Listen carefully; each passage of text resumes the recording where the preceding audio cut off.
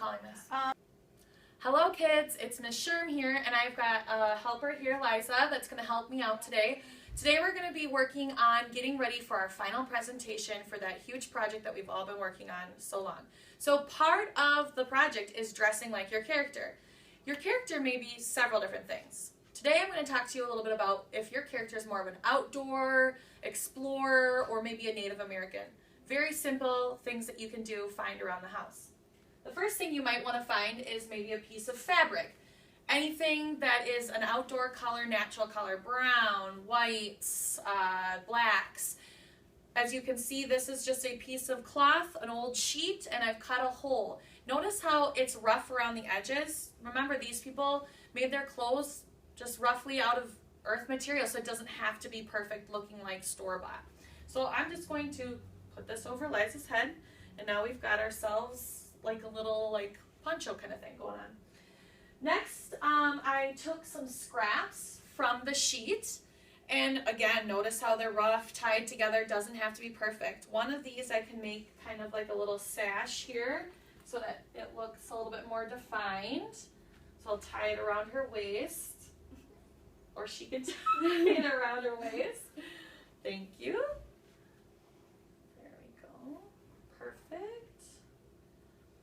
And then the next one you could use as like an ornament of some sort, or if she was going for more of a Native American, we might want to tie it around her head like this.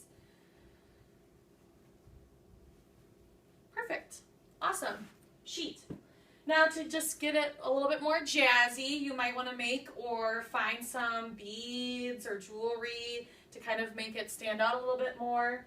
Maybe make some props. This is just made out of construction paper. Here's a little torch for her.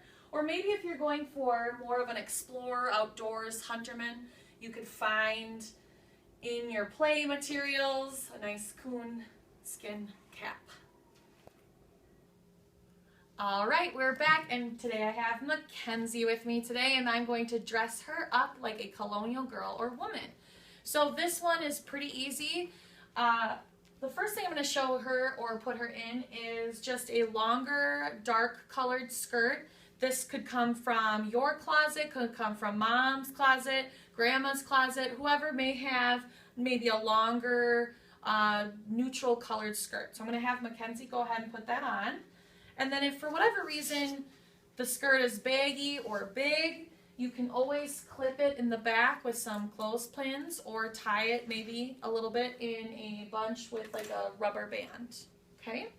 So now that she's got her skirt on, I'm going to show you just a basic apron. So as you can see, I've got just a cut square piece of cloth here, and I've gone ahead and hot glued another piece of strip to it to make the band around. And so again, it's not something that has to be sewn or bought, pre-made.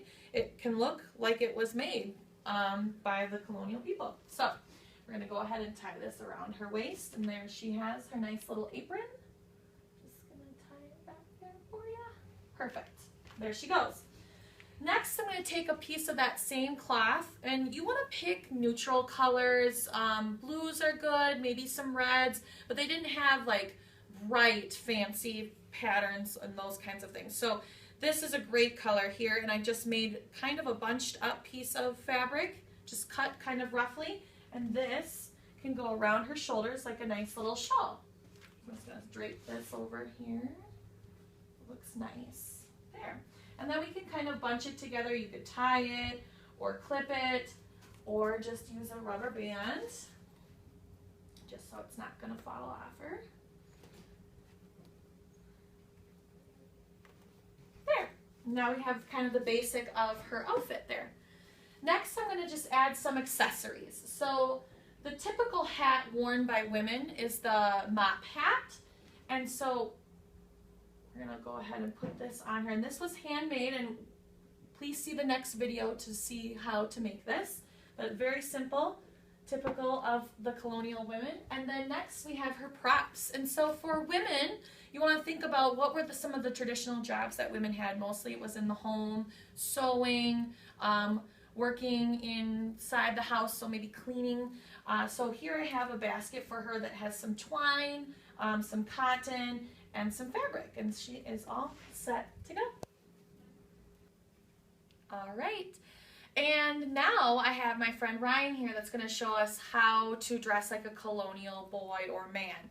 So first of all, Ryan came with just some plain clothes on. If you can see, he's just got some dark pants on, black, and then he's got dark black shoes. Okay, so we want to look for some pants or sweatpants or things like that that are just all neutral, one color if you can. Next, I put on just a button-up shirt for him, a bigger shirt, maybe mom or dad. It's a denim, more of a natural color.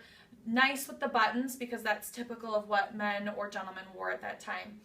Next, to add just a little bit more depth to his costume, I added just a blazer. Can come from mom's closet or dad's, just to give him a little bit more of a different look of the gentleman. If he was more of a farmer or a tradesman, maybe you'd want to add just a vest from a person's closet. To add another element, if you wanted to go for more of a knickerbocker where they had the shorter pants and then the tall socks, you might just want to put on a pair of white taller socks, maybe from mom or dad, and another pair of dark all one color shoe. Okay, and that will give you a different look. Next we have his hats. So we've got a couple different options. So maybe just a straw hat if he's more of a farmer or a tradesman. If he's a gentleman, maybe the governor or the admiral, you might want to do a three-corner hat. This one happens to be just an old pirate hat from a costume chest. If you want, there are some links that will show you how to make your own one out of paper. So this one kind of fits in, so I'm just going to let it sit right there. Okay, perfect. Awesome. And then props are as simple as looking in your toy chest. So this is just like an old mallet, could be good for silversmith, founder, blacksmith, maybe even an old pirate sword, a dagger, just for protection. And lastly, this just a simple plate and a candle can be your lantern. So you've got your props, you're ready to go. You're all set for the Colonial Fair. All right, so now I'm going to teach you how to make your very own mop hat. If you are a colonial girl or colonial woman, this is the typical hat wear that they would wear. So the first thing is you want to take another piece of fabric, neutral color, white is great. Cut it into a large circle, just like this. Then you're going to take a black marker or a Sharpie and make small lines all the way around the border, about an inch to an inch and a half. For each one. So this kind of shows you right where you're going to be sewing in. Okay? Once you have your pattern kind of marked out like that, you're going to take a very large, larger needle and just a piece of yarn would work. And you're going to follow your pattern going in and out from each of the lines.